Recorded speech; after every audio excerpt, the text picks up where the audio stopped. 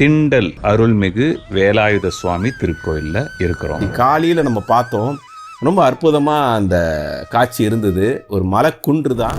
தன்னை நாடி வருகிற துன்பங்கள் எல்லாம் தீர்க்கக்கூடிய ஆற்றல் இந்த முருகப்பெருமானுக்கு உண்டு. வந்தவனையும் வருகின்ற வல்வினையும் கந்தன் என்று சொல்லால் கலங்குவே என்று நூல்களான்னு கூறுகின்றது. திண்டு திண்டா இருந்ததால இந்த திருத்தலத்துக்கு திண்டல் அப்படின்னு பேர் வந்திருக்கு. இந்த திண்டல் திருத்தலத்துக்கு வேலாயுத சுவாமியா முருகன் இங்க வந்ததுக்கான ஒரு சுவாரஸ்யமான கதை இருக்குங்க. ஒரு சித்தர் வழிபட்ட திருத்தலத்துக்கு மகிமைகளும் வைப்ரேஷனும் ஜாஸ்தின்னு சொல்லியிருக்கேன்.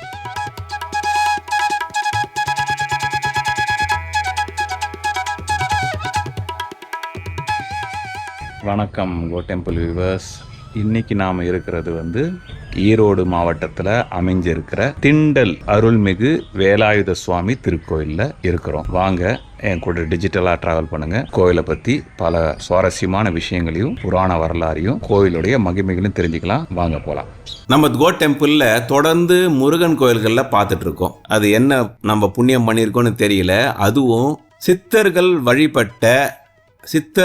பிரதிஷ்டை செய்யப்பட்ட திருக்கோயில்களை பார்த்துட்டு இருக்கோம். சென்ற 2 எபிசோடில் நடு பழனி முருகன் சித்தர்களுடைய வழிபாடு எப்படிலாம் நடந்ததுன்ற காணொலியை நீங்கள் பார்த்துருப்பீங்க. பார்க்காதவங்க வீடியோவுடைய லிங்கை இங்கே கொடுக்குறேன், நீங்கள் பாருங்கள். ஒரு சித்தர் வழிபட்ட திருக்கோயிலை தான் நம்ம பார்க்க இருக்கிறோம். தன்னாசி சித்தர்னு ஒரு சித்தர், ஈரோடு மாவட்டத்தில் எல்லாருக்கும் தெரிஞ்ச சித்தர். இந்த சித்தர் வழிபட்ட திண்டல் வேலாயுத சுவாமியை தரிசிக்கலாம். வாங்க.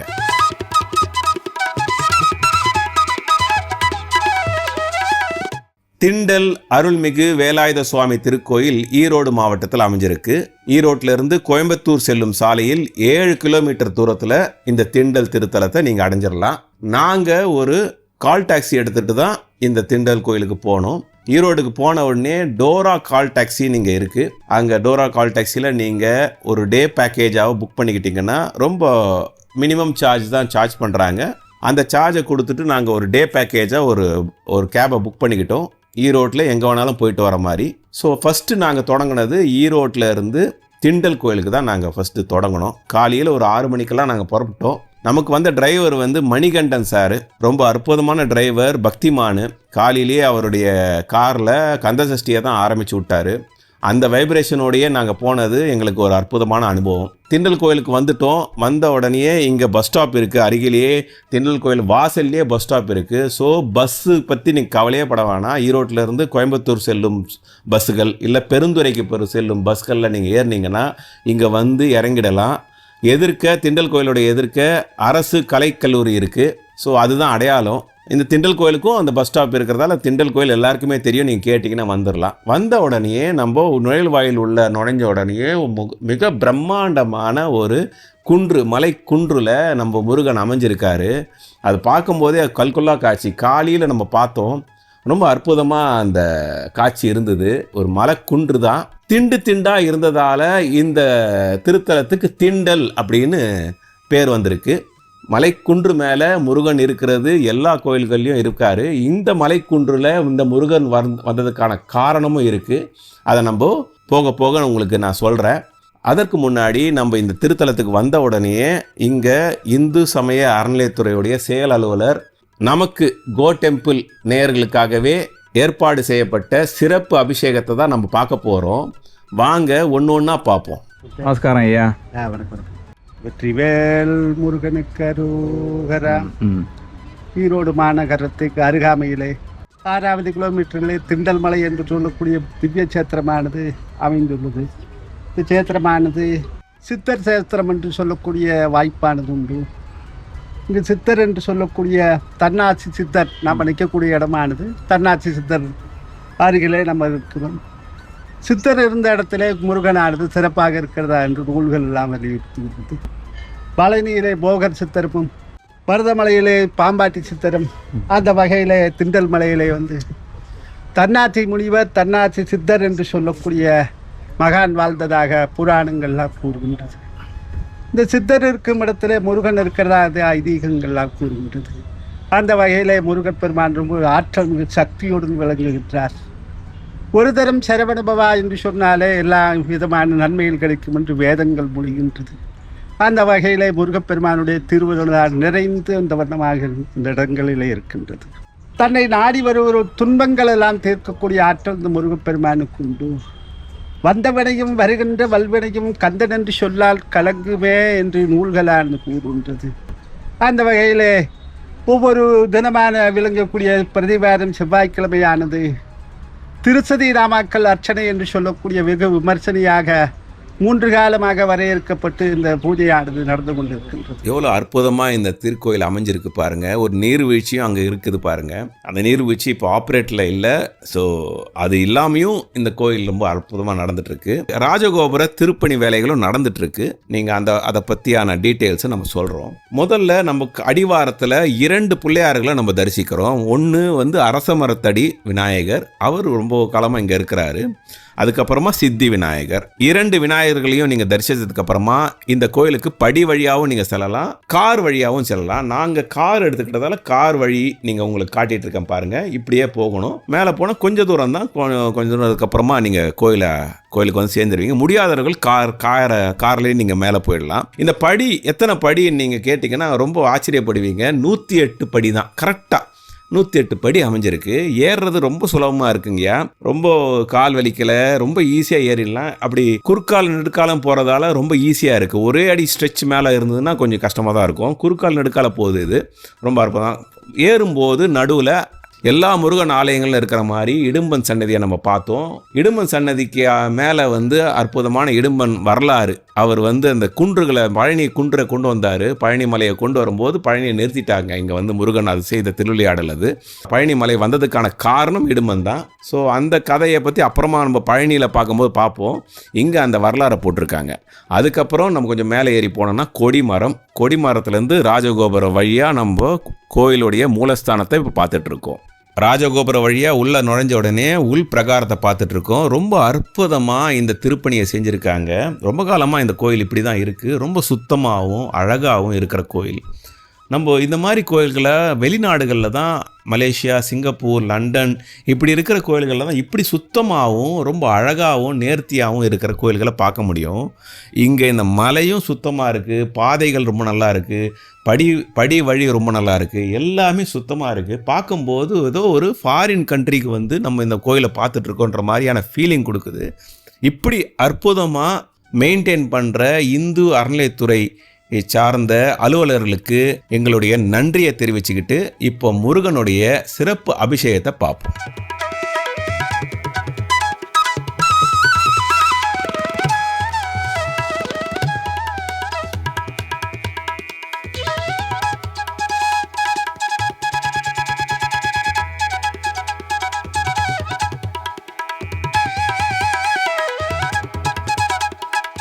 பக்தர்கள் வேண்டிய கோரிக்கையெல்லாம் நிறைவேற்றக்கூடிய ஆற்றல் திண்டல் மலை முருகனுக்கு உண்டு. தீராத வினைகளை தீர்க்கக்கூடியவன் உண்டு. முருகன் திண்டல் என்று சொன்னால் திண்டில் இருக்கிறதாக ஒரு ஐதீகமாக சொல்லுகின்றது. மலைக்கு பேரெல்லாம் திண்டு என்று தான் சொல்லுவார்கள். அந்த வகையில் இது திண்டல் மலையாக மருவி இந்த ஈரோட்டுக்கு அருகாமையில் பேர் பெற்ற ஸ்தலமாக விளங்குகின்றது. அம்மையப்பனிடந்து கோவித்து கொண்டு வரும் பொழுது பழனி என்று சொல்லக்கூடிய திவ்யச்சேத்திரத்தை அமருக்கு முன்னால் கோவித்து கொண்டு வரும் பொழுது இந்த திண்டல் மலையில் நின்றதா ஐதீகம் கூறுகின்றது. இங்கிருந்து பார்த்தால், திண்டல் மலையிலிருந்து பார்த்தால் திருச்செங்கோட்டு மலையானது தெரியும். அம்மையப்பன் மூஞ்சியிலே முழிக்கக்கூடாது என்று சொல்லி இந்த முருகப்பெருமான் கிளம்பி சென்னிமலையாகவும் இப்படி வரிசையாகவே சென்று பழனியிலே வந்து நிரந்தரமாக இருந்ததாக வந்து வரலாறுகள்லாம் கூறுகின்றது. அம்மையப்பனை கோவித்து கொண்டு வந்ததனால் அம்மையப்பன் மூஞ்சியை பார்க்கக்கூடாது. இங்கிருந்து பார்த்தா நேராக திருச்செங்கோட்டு மலை தெரியும். இந்த இடத்துலேருந்து பார்த்தோம்னா திருச்செங்கோட்டு மலை தெரியும். உலகத்திலேயே உண்டான ஒரே ஒரு அம்மையப்பனுடைய வீட்டிற்கக்கூடிய மலையானது திருச்செங்கோட்டு மலை. அந்த மலை தெரிவதனால் இங்கிருந்து முருகப்பெருமான் திருப்பி கோவிச்சு கொண்டு திருப்பி படிப்படியாக பழனியிலே வந்து ஐதீகமானது நூல்களாக கூறுகின்றது. அந்த வகையிலே இந்த முருகப்பெருமான் வந்து தீராத நோய்களை தீர்க்கக்கூடிய ஆற்றல் இந்த முருகப்பெருமானுக்கு உண்டு. யார் வந்து வணங்குகிறாரோ வணங்குவர்களுக்கெல்லாம் நன்மை செய்யக்கூடிய ஆற்றல் உண்டு. இங்க இருக்கிறது ஆதி விக்கிரகம் இல்லைங்களா? இந்த கல்வல்களால் இருந்த விக்கிரகத்தை சேதப்படுத்திய போது இந்த விக்கிரகமானது இங்க இருக்கக்கூடிய பக்தர்கள்லாம் கொண்டு வந்து இந்த இடங்களை தன்னாதி சித்தர் என்ற இடத்திலே வைத்தார்கள். புதிய விக்கிரகமாக இது பல ஆண்டுகள், இதெல்லாம் கணக்கில் வராத ஒரு ஆண்டுகளுக்கு முன்னால் எனக்கு இப்போ வந்து வயசு 60 ஆச்சு, தெரியாது. ஆனா அந்த காலத்துல இருந்து இந்த விக்கிரகங்கள் இங்கே வைத்து பக்தர்கள் எல்லாம் அதற்கு சிறப்பு பூஜையாக செய்கிறார்கள். வருகின்ற கார்த்திகை மாத தீபத்தன்றைக்கு இது வந்து பூஜையானது உண்டு. சன்னாசி சித்தருக்கு கார்த்திகை மாத தீபத்தன்று மாலை ஒரு 6 மணி அளவிலே திருக்கோடி வைத்ததுக்கு அப்புறம் இதற்கு வந்து தன்னாசி முனிவுக்கு சிறப்பு பூஜையானது உண்டு. சிறப்பு பூஜை செய்து எல்லா அனைவருக்கும் பிரசாதமானது இங்கு வழங்குவார்கள். இந்த திண்டல் திருத்தலத்துக்கு வேலாயுத சுவாமியா முருகன் இங்க வந்ததுக்கான ஒரு சுவாரஸ்யமான கதை இருக்குங்க. திருவிளையாடல் படத்துல நீங்க பார்த்திருப்பீங்க, ஞானப்பழம் கிடைக்காததால அம்மையப்பன் கிட்ட இருந்து கோச்சிக்கிட்டு முருகன் இங்க பழனிக்கு வந்து நின்றுருவாரு. தண்டாயுத பாணியா எதுவுமே வேண்டாம் நமக்கு அப்படின்ற மாதிரி நிப்பாரு, ஆண்டியா நிக்கிறாரு.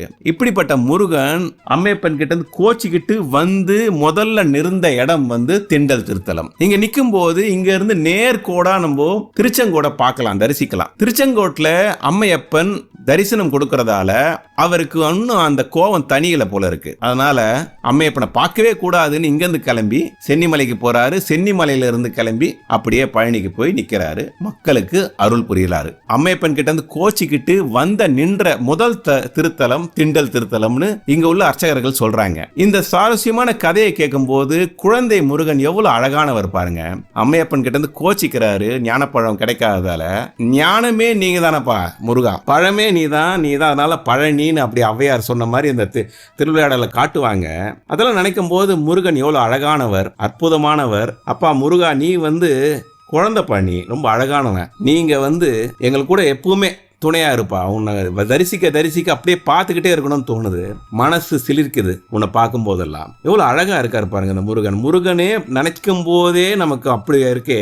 இந்த திண்டல் திருத்தலத்துல இவருடைய அபிஷேகத்தை நம்ம பார்த்துட்டு இருக்கோம், எவ்வளவு அழகானவர் பாருங்க. இது வந்து நம்ம கோ டெம்பிள் நேயர்களுக்கு இப்படி ஒரு தரிசனம் கிடைக்குது, நானும் அதை தரிசிச்சிருக்கேன். இதெல்லாம் நினைக்கும் போது ஒரு அற்புதமான அனுபவமா இருக்கு. நம்ம இந்த குழந்தை வேலாயுத சுவாமியை தரிசிப்போம் வாங்க.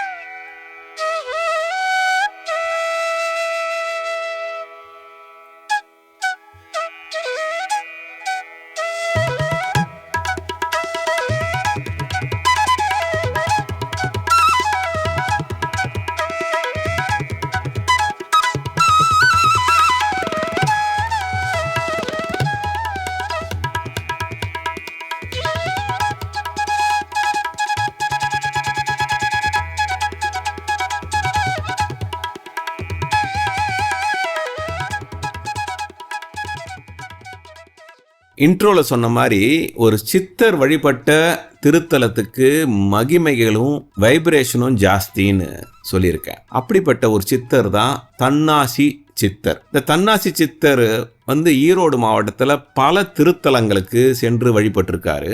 இந்த ஈரோடு மாவட்டத்தில் கேட்டிங்கன்னா தன்னாசி சித்தர்னா தெரியாதவங்களே இல்லை. அந்த தன்னாசி சித்தர் அவர் வந்து இந்த திண்டல் திருத்தலுக்கு வந்திருக்காரு, இங்கேயே தங்கிட்டாரு. அவர் எங்கேருந்து வந்தாருன்னு யாருக்குமே தெரியாது. இந்த வேலாயுத சுவாமியை தரிசிச்சு இங்கேயே அவருடைய தவங்களை மேற்கொண்டார். இங்க ஒரு சிறிய குகை இருக்கு, இந்த கோயிலுக்கு பின்னாடி ஒரு சிறிய குகை இருக்கு. அங்கதான் தன்னாசி சித்தர் இருந்து தவம் இருந்த இடம்.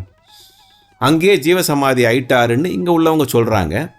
ஸோ அந்த ஜீவசமாதிக்கு மேல பழைய விக்கிரகம், வேலாயுத சுவாமியுடைய பழைய விக்கிரகத்தை இங்கேயே பிரதிஷ்டை பண்ணிட்டாங்க. தன்னாசி சித்தர் தவம் இருந்த இந்த இடத்துல நம்ம இருக்கிறத எவ்வளவு பெரிய பாக்கியம் பாருங்க. அந்த குழந்தை வேலாயுதர் பழைய விக்கிரகத்தையும் நம்ம பார்த்துட்டு இருக்கோம். இங்க அலுவலகத்துல இந்த பழைய கோயில் எப்படி இருந்ததுன்னு ஒரு படம் இருந்தது. ஒரு வரைஞ்சி வைக்கப்பட்ட படம். அந்த மூலவரையும் இப்போ நீங்கள் பார்த்துட்டு இருக்கீங்க. பழைய மலை பாருங்க, எவ்வளோ அழகா இருக்கு பாருங்க. ஒரே ஒரு கோபுரம் தான், சின்ன கோபுரம், சின்ன சன்னதி. இப்போ இவ்வளோ பெரிய சன்னதியாக ஆயிருக்கு. அப்புறமா அந்த முருகரையும் பார்க்கும்போது இவ்வளோ அழகு. இப்போ இருக்கிறவரும் ஒரு கொஞ்ச காலம் பழசு தான். எவ்வளோ காலமா இவர் இங்க இருக்கிறாருன்னு சொல்ல முடியல. இந்த திருக்கோயிலுக்கு அருணகிரிநாதர் பாடல் பெற்றதா இங்க சொல்றாங்க. ஆனா இந்த மலையை குறித்து தான் அவர் பாடினாரான்றது தெரியல. இருந்தாலும் அந்த பாடல் இந்த மலையை தான் குறிக்குதுன்றத நம்ம இங்க இருக்கிற அர்ச்சகர்கள் சொல்றாங்க. பக்தியால் யானுனை பலகாலம் பற்றிய மாதிரி புகழ் பாடி முத்தனமாறனை பெருவாழ்வில் முக்தியே சேர்வதற்கருள்வாயே முத்தமதான சற்குண நேயா ஒப்பிலா மாமணி கிரிபாஜா வித்தகஞான சத்திதி பாதா வெற்றி வேலாயுத பெருமானே என்று பாடல் திருப்புகொள்ளே வருகின்றது. எந்த மலையை நோக்கி செய்த பாடல் என்று எங்களுக்கு சரியாக தெரியவில்லை. ஆனால் நமது வேலாயுத சுவாமி குறித்து பாடலாகத்தான் இருக்கும் என்று எங்களுக்குள் ஒரு கற்பனையாக இருக்கின்றது. ஆனால் இந்த பாடல் எந்த மலையை சேர்ந்தது என்று எங்களால் உறுதியாக சொல்ல முடியாது. அந்த வகையிலே முருகப்பெருமானுடைய அருளானது நிறைந்திருக்கின்றது. அனைவரும் தரிசிக்கிறவர்களுக்கெல்லாம் நன்மையை கொடுக்கக்கூடிய ஆற்றலான் அனைவரும் முருகப்பெருமானை தரிசித்து பிரார்த்திக்குமாறு கேட்டுக்கொள்கிறோம். திண்டல் பிரதான குருக்கள் ராஜேந்திர குருக்கள் வந்திருக்காரு. அவர்கிட்ட நம்ம இந்த வரலாற்றை பற்றி தெரிஞ்சுக்கிட்டோம். பிரார்த்தனை என்ன பண்ணலாம் இங்க வந்தா, மக்கள் வந்தா? பிரார்த்தனைங்கிறத பார்த்தா நம்ம ஒவ்வொரு பதிவாரமும் செவ்வாய்க்கிழமை இங்கே நம்ம திருஷதி அர்ச்சனைன்னு சொல்லி நம்ம மூலஸ்தான சுப்பிரமணியம் சரிங்க 300 அர்ச்சனை கொண்ட பூஜை. திருஷதினா 300 அர்ச்சனை கொண்ட பூஜை. நம்மளுடைய எல்லா பிரார்த்தனைக்கும் அது ஒரு நல்ல சொல்யூஷனா இருக்கு. ஒவ்வொரு செவ்வாய்க்கிழமை 3 காலமா நம்ம கோயில் வச்சிருந்தோம். காலம்பரை 10:30 சாயந்தரம் 5:30 3 வேலையை வச்சிருந்தோம். பண்ணவங்களுக்கு எல்லா முதல்ல ஒரு குழந்தை சின்ன படிக்கிறதுல இருந்து ஆரம்பிச்சு அந்த குழந்தை நல்லா வேலைக்கு போகணும், நல்லா சீக்கிரம் கல்யாணம் ஆகணும், அடுத்த வம்சாவிருத்தி ஆகணும், நல்லா தொழில் இருக்கணும் அப்படின்னு சொல்லி ஒவ்வொரு காரியமா அனுகூலமா கேட்க சுப்பிரமணியம் ஒன்னா கொடுத்துட்டே இருக்காரு. இங்கேயும் நம்ம கோயிலுமே ஒவ்வொரு முகூர்த்தத்துக்கும் 5-6 கல்யாணத்துல 10 கல்யாணம் வரைக்கும் நம்ம கோயில் நடக்குதுன்னா அது அவங்க பாத்தீங்கன்னா ஒவ்வொருத்தங்க இங்கே நம்ம திருஷேதி பூஜையில கலந்துட்டு அவங்களுக்கு சீக்கிரம் அனுகூலமா அவங்களுக்கு தகுந்த மாதிரியே பொண்ணு அமைஞ்சதுனால அடுத்து இங்கே ஒவ்வொருத்தவங்களும் கல்யாணம் பண்றதாகவும் நிறைய பேர் பிரார்த்தனை வச்சு பண்ணிட்டு இருக்கோம்.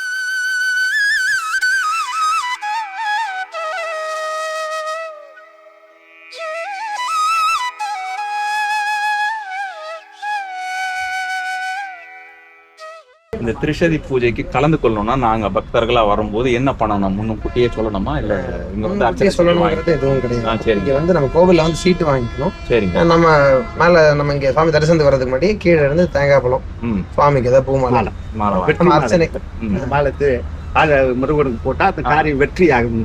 வெற்றி மாலை இருக்கு. ஆமா.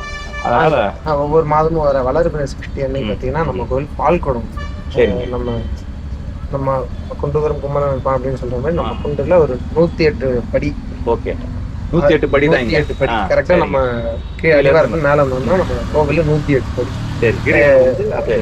நம்ம ஃபர்ஸ்ட் நம்ம கோவில ஒரு தடவை நம்ம மலையை கிரிவலமா பிரதட்சணமா படி ஏறி ஒவ்வொரு குடமா எல்லாருமே நம்ம கொண்டு வர எல்லா குடமே நம்ம மூலஸ்தானத்துல சுவாமி சேர்த்துருவாங்க. சுப்பிரமணியருக்கும் உற்சவருக்கும் ஒரே இடமா. சரி. நித்தியமா ஒவ்வொரு சஷ்டிக்கும் அபிஷேகம் ஆயிடுது. வளர்பிறை சஷ்டியில அபிஷேகம் சுவாமிக்கு அபிஷேகம். ஸோ அதுக்கும் பக்தர்கள் கலந்துக்கலாம். கிருத்திகை மற்றபடி காலம்பர அபிஷேகம், உச்சி காலத்துல அபிஷேகத்திலேயே சிறப்பு பூஜை. சரி. நம்ம உபச்சார பூஜைகள் எல்லாமே. சரிங்க. இங்க மிகப்பெரிய ராஜகோபுரமும் கட்டிட்டு இருக்காங்க. 1 ஒரு ஆண்டுக்குள்ள நிறைவேறும். ஸோ மக்கள் இங்க திண்டல் வேலாயுத சுவாமியை தரிசிச்சு அனைத்து பிரார்த்தனைகளும் நிறைவேறி சகல சந்தோஷத்தோடு இருக்கணும்னு நம்ம பிரார்த்திக்கிறோம். ரொம்ப நன்றி. திண்டல் வேலாயுத சுவாமிக்கு என்ன பிரார்த்தனை பண்ணனா நமக்கு என்ன நடக்கும்னு தான் நீங்க எல்லாரும் நினைப்பீங்க. பிரதி செவ்வாய்க்கிழமை திருசக்தி அர்ச்சனைகள் இங்க நடக்குது. 300 அர்ச்சனைகள் ஒரே நாள்ல நடக்குது. அந்த திருசக்தி அர்ச்சனைகள்ல நீங்க கலந்துக்கிட்டீங்கன்னா வாழ்க்கையில எல்லா பிரச்சனைகள் இருந்து தீர்வுகள் காணலாம். நீங்க ஒரு குழந்தை பிறப்புல இருந்து வளர்ப்புல இருந்து கல்யாணம், அதுக்கப்புறமா குழந்தை பிறப்பு, எல்லாத்துக்குமே வாழ்க்கையில தேவையான அனைத்து பிரார்த்தனைகளுக்கும் இங்க முருகன் இந்த திருசக்தி அர்ச்சனைகளை கலந்துக்கும் போது நமக்கு அருள் புரிவார் என்பது நம்பிக்கை. முருகன் கோயில்கள்ல திருசக்தி அர்ச்சனைகள் நடக்கிறது இந்த திருத்தலத்தை தான் நான் கேள்விப்பட்டிருக்கேன். இந்த திருச்சக்தி அர்ச்சனையில் நீங்கள் கலந்துக்கிட்டு முருகனுக்கு ஒரு மாலையை சாற்றி, அதுதான் வெற்றி மாலைன்னு வேற சொல்கிறாங்க, வெற்றி மாலையை நீங்கள் சாத்தி வாழ்க்கையில் நீங்கள் வெற்றி பெறணும்னு நான் முருகனை வேண்டிக்கிறேன்.